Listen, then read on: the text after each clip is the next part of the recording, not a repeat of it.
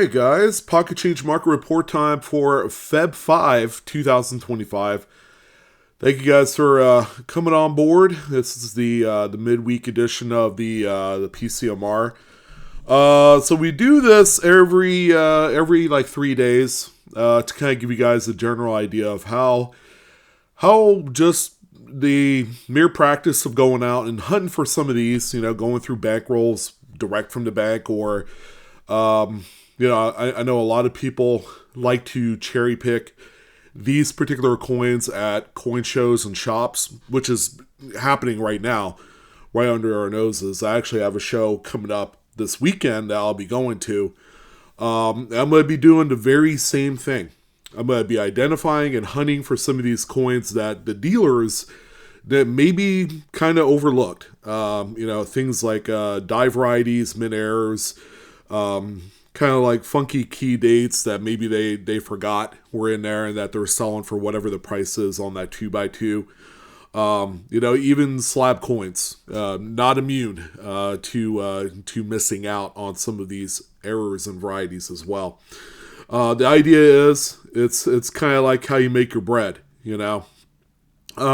supplementing your 9 to 5, making some extra money on the side, selling on eBay, and just making it happen.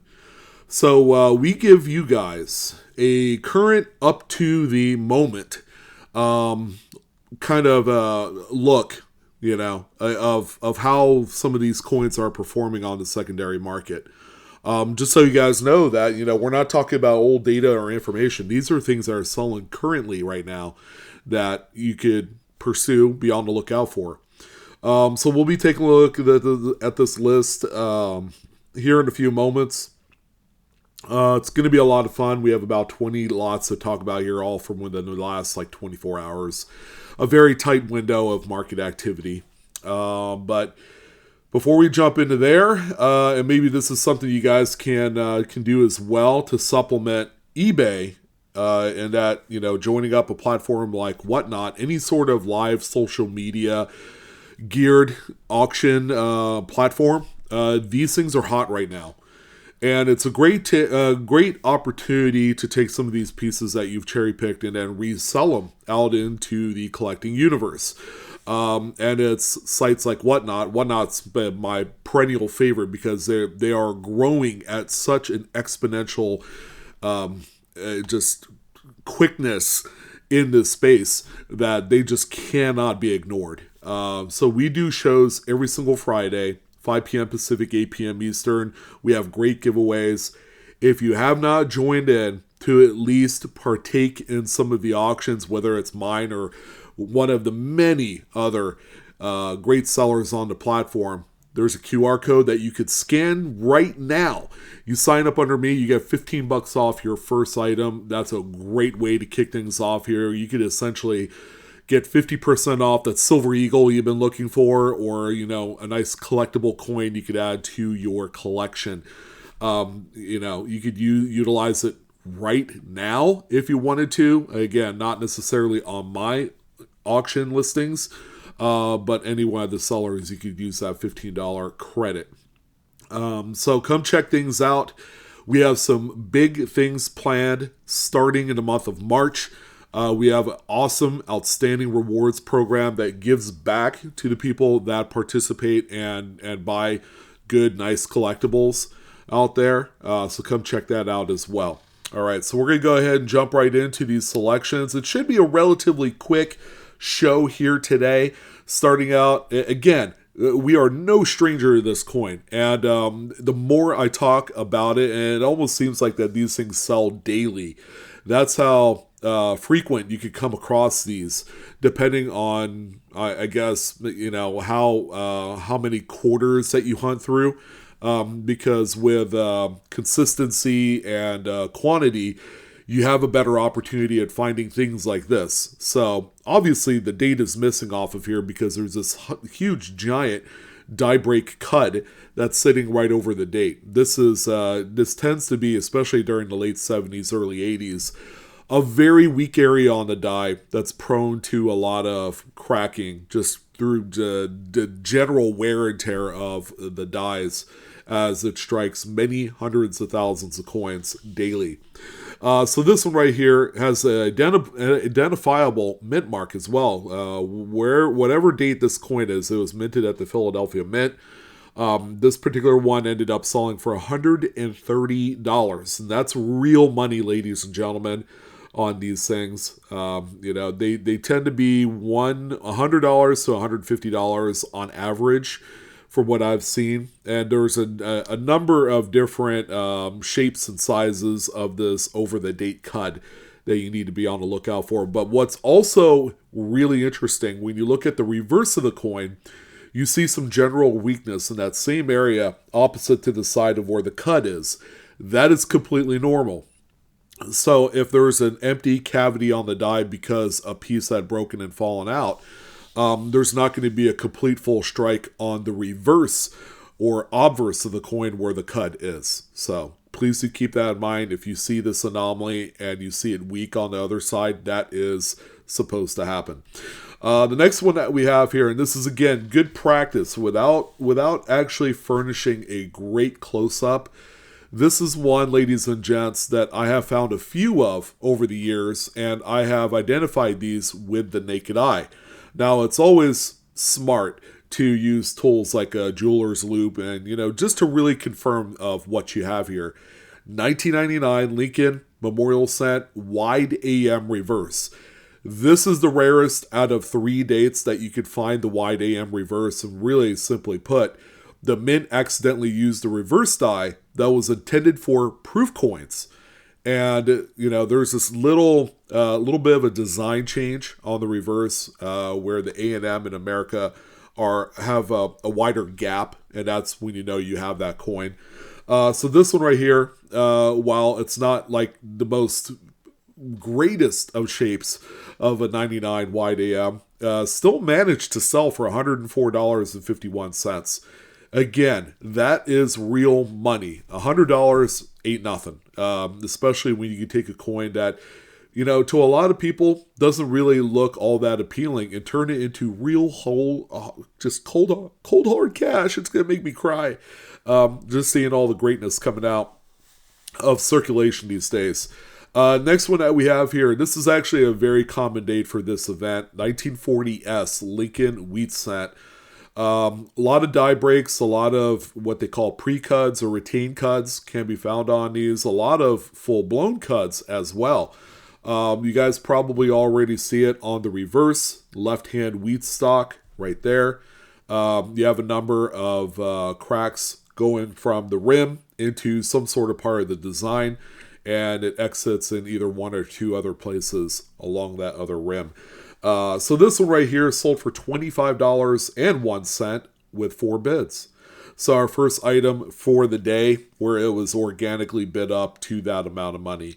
Again, these pictures are phenomenal. If you could take good pictures to help support the type of variety or error that you are selling, you're going to be on an easy street. And it's going to take a little bit of practice, but a lot of like your newer devices these days, your iPhones, your Android devices can take absolutely amazing photos. So make sure you use the camera on there and let it do all the work. Okay, you guys don't do all the work. Let the cameras do the work. Next one that we have here, this is one that's quite common. And I'd figure I'd pull this one up because a couple of these did sell here in the last day. This is a 2007 is the date. John Adams presidential dollar. Okay, and these are going to be the Philadelphia ones you're looking for, but always look at the edge. They put some of the design onto the edge of the coin. The motto, E pluribus unum, the date, the mint mark. There's a couple like star accents there, but it's the John Adams that you can find the doubled edge lettering, and this one even overlaps a little bit. So this one sold for $19.99. Again, not particularly rare. I would say probably one out of every 100 coins that you hunt through of John Adams dollars, you will find something like this. And then each one is kind of like a $20 bill. You could go through a BU roll of these things, find a couple of them, and cash in. I've done that before. BU rolls still do exist of this particular coin, because it was a program that was really never heavily collected into. A lot of people weren't too fond of the Presidential Dollar series, but I'm telling you, ladies and gents, there is a lot to look for in this series overall.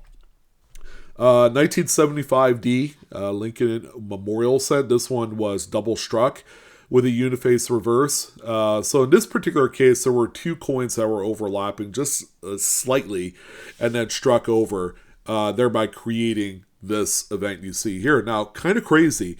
This coin is not like some gem red, freshly minted coin. This thing had obviously seen, some action out there. It's changed and exchanged hands a few times. It's probably been in a few cash registers. And I would say to the untrained eye, for a lot of beginners, a lot of people will cast this off as like damaged. Like, someone smacked it with a hammer to create this. But, to someone that really knows their stuff in errors of numismatics, you could identify this one pretty easily. So this one, ladies and gents, sold for $36.99. Again, I would take that all day long. If I weren't particularly interested in collecting into things like this, why not sell it? Make some extra money and then, go about your day. It's a lot of fun going about your day. Another one here, which is a really great find. This used to be a much bigger deal than it is today, although examples of this coin still sell for a respectable amount of money in today's market. This is the 2021, and I know the date doesn't show it too well. This is a little bit later progressed state of the retain cud and the interior die break. They call this the K3 to K7 retain cud die break as its nomenclature. But you also have the same requisite weakness on the reverse, which is quite normal for this one. And another great sale. Considering this one had come out of circulation, it's not particularly in a tip-top condition type status. It did sell for $182.01 with 11 bids. So a lot of bidding activity.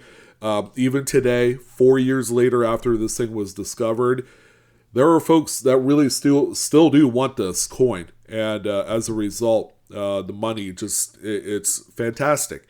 And people have been paying a lot of money for these.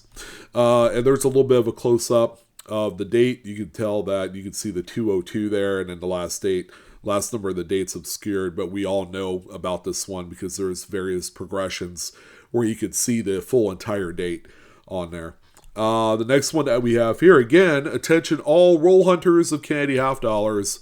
This is one maybe you ought to keep an eye on because this is worth its weight in silver. It's some sort of dated, can't really tell all that well on this one. Candy half dollar that was struck through grease. You'll notice the general weakness of the strike, especially on the obverse there, where most of the Liberty and the date, In God We Trust, is obliterated because there was actually some oxide grease on the face of that die. So this one right here sold for $17 with a pair of bids. Again, last time I checked, a 90% silver half dollar is trading at close to $11 right now. So this one sold for that much. You could technically sell this, buy a Walking Liberty half dollar, some common date junky coin, and then also a 40% silver candy. So you see the trade-off there. Just a good old run-of-the-mill clad half dollar with a little bit of a mid-error on there. Worth every penny. And you could trade up to things that you really do like.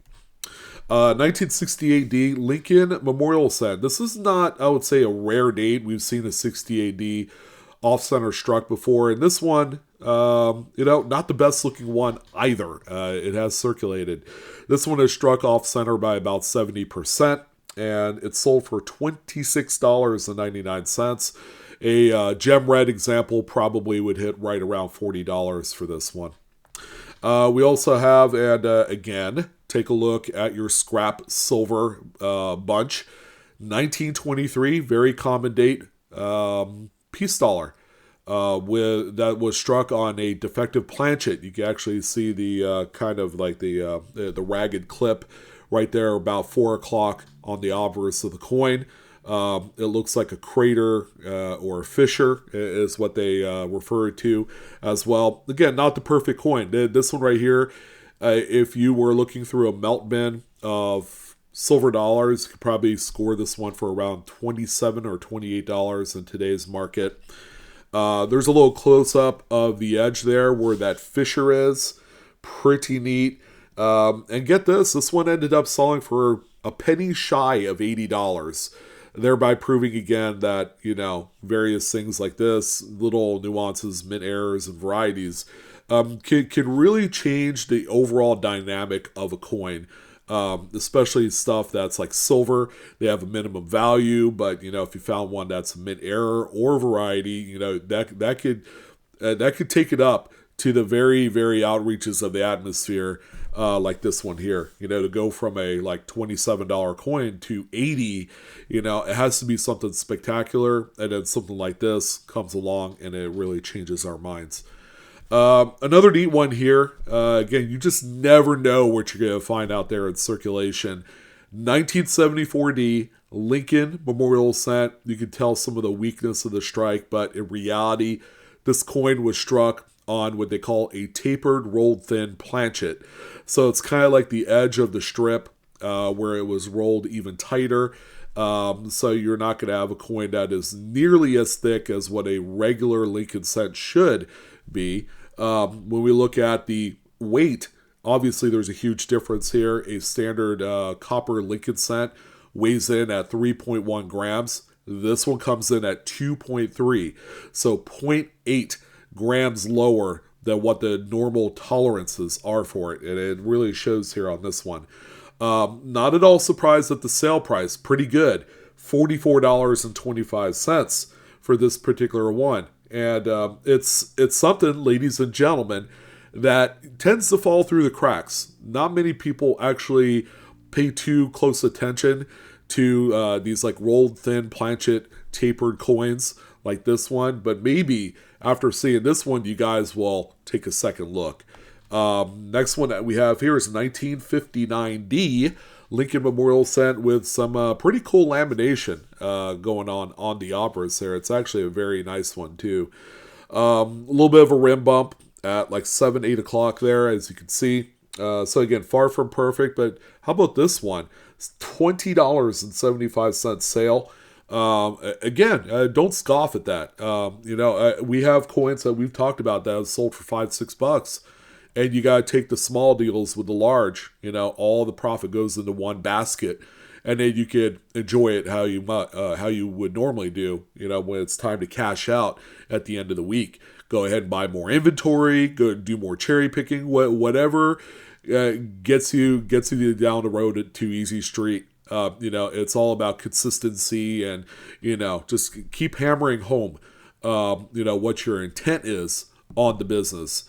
And, you'll do well. I've seen people start with $500 and then 6 months later, they're working off of like $25,000 for their inventory. Okay. We've talked about a few of the guys like Adam Valentine, who used to sell on Whatnot, and a few of the other guys that started out with very little money and have like springboarded what they wanted to do and accomplish in the business by identifying things like this, by buying and selling coins at shops and working deals and buying locally and things like that. And that's kind of like how you're going to succeed. This can pay and bear a lot of fruit if you wanted to. One of my favorite Repunched mint marks, 1956 D over D. This one needs really no introduction. It's RPM 1. It's the FS 501 as well, a cherry picker's guide popular variety. There's a nice close-up if I've ever seen one. So the secondary Denver mint mark is punched west of the primary for this. And it's sold for $25.01, 6 bids. So the nicer ones tend to sell for a good amount of, fair amount of money. The ones that are quite beat up, because this coin is like nearly 70 years old, I've seen them sell for as low as like $10. Again, not nothing. There's always going to be a buyer. There's going to be budget collectors that'll want an example of this, that they can't afford $25, but maybe they can afford $10, $15, So it doesn't matter how ugly it looks. We have to get this out of our brain. Like, oh, the coin's beat up. It's not going to look good. It's not going to sell too well. But maybe if you could squeeze a little bit of juice out of that fruit, you could sell it and do really well. Here's another big silver dollar. Man, this thing is crazy looking. 1923 piece dollar. Oh, that sounds familiar, right? That was the last silver dollar we talked about a few moments ago. Look at the reverse. Look at the eagle. Crazy, like, strike through up and down the eagle from head to toe. This thing was nuts. I'm willing to bet that there was probably some grease involved, and then who knows what else. Some metal shavings, maybe some shards of wood. I really don't know, but this is like one of the craziest strike throughs I've seen on a coin like this before. So this one sold for $75. And again, we're talking about a coin you can buy for under $30 because it's a common date and it's like toe in the line between AU and Mid State. So get your goggles on, your magnifier, get it all ready, and make sure you're kind of like examining the front and back of every coin, because there's a lot of neat stuff to be found, and not to mention all the VAM varieties as well. That's really compounding on this with great explosive results. So we also have a couple of pieces of currency. You think we were going to go through a show without at least talking about a little paper money? This one is just a fair weathered 1928F $5 legal tender note with the red ink. But what's cool is it's a star note, which is a replacement note. But I'm kind of digging that serial number, the 091161119. It's almost like a flipper, but the ones don't really traditionally flip in a way that, they look like the same upside down. So pretty cool. Again, it's not like tip-top form here, but someone did pay $129.95 to own it, and again, that's all good. It's a piece that's going to go into a collection, and, all you have to do is throw it out there, call your shot. And, as long as you're not too far out in left field with the pricing, you're going to get an interested party, especially for something like this that you don't see too often on eBay. Here's a 1988A. Crazy misaligned overprint on this one here. Again, there was a little shift in the sheet, and then it printed the overprint kind of cattywampus on there. Overall, the note is pretty well centered. When we look at the reverse, it's centered as well on this one. So this one sold for $144.49 with 34 bids. A little word of advice: misaligned overprints have been found all the way up to 2021 dollar bills. So that is an error type that still exists today. And if you're not looking for them, it's not going to look for you. All right, and these things are wildly valuable. And might I remind you guys, while we're waiting on 2025 coinage, the first Ida B. Wells quarters with a 2025 date are currently out in circulation, and they were sold on the U.S. Mint yesterday. But what's fresh on everybody's minds is the Dr. Mary Edwards Walker, the probably the first most profound double to die to have been discovered within the last 10 years. That's this one here. And it's not like particularly common either. It's not an easy one to find. So you're going to look at the reverse. The metal is going to be doubled. You can see it on the right side, some of that doubling. But also the back of Mary Edwards' hair as well, with some doubling there. So this one is referred to as the VDDR number 1. That's a Dr. Wiles Variety Vista variety catalog number. This one sold for $120. Again, it's a coin that still has a lot of liquidity, so long as there's not like a huge supply, and there isn't. At any given time there might be one on eBay. One or two, and then there's always that one guy that's asking like $300-400 for it. We're not quite there yet. 1988 P. Jefferson nickel. You guys see the cut die break right at the base of Jefferson's bust, covering Felix Schlage's initials.